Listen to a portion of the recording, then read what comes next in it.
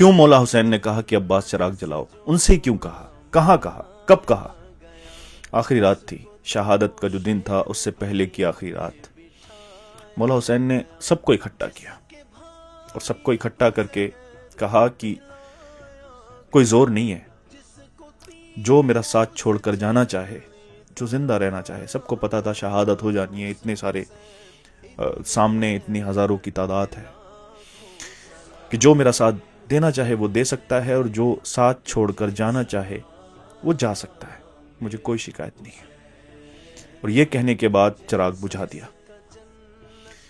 फिर थोड़ी देर बाद कहा कि अब्बास चिराग जलाओ, लेकिन कोई नहीं गया। फिर से वही दोहराया कि जिसको मेरा साथ देना है दे सकता है, जो छोड़कर जाना चाहे वो जा सकता है, गुनहगार नहीं होगा कोई, ना मुझे कोई शिकायत होगी। ये कहने के बाद फिर से चिराग बुझा दिया।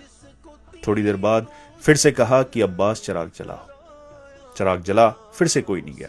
तीसरी बार फिर से कहा, लेकिन कोई नहीं गया, क्योंकि वो ईमान वाले लोग थे। उन्होंने चुन लिया था इज्जत की शहादत को जिल्लत की जिंदगी से बेहतर समझा था। ये तो हुआ कि कोई नहीं गया, लेकिन क्यों हजरत अब्बास से ही कहा बार बार कि चिराग जलाओ? कह तो वो सबसे रहे थे ना कि जो मेरा साथ छोड़कर जाना चाहे वो जा सकता है। चिराग बुझा रहे थे, तो फिर क्यों हजरत अब्बास से ही कह रहे थे? क्योंकि वो भाई थे।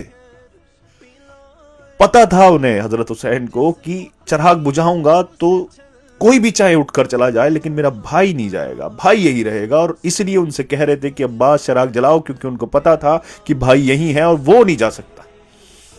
ये तो करबला ने सिखाया हमें कि पूरी दुनिया भी अगर साथ छोड़कर चली जाए तो भाई भाई के साथ खड़ा रहता है।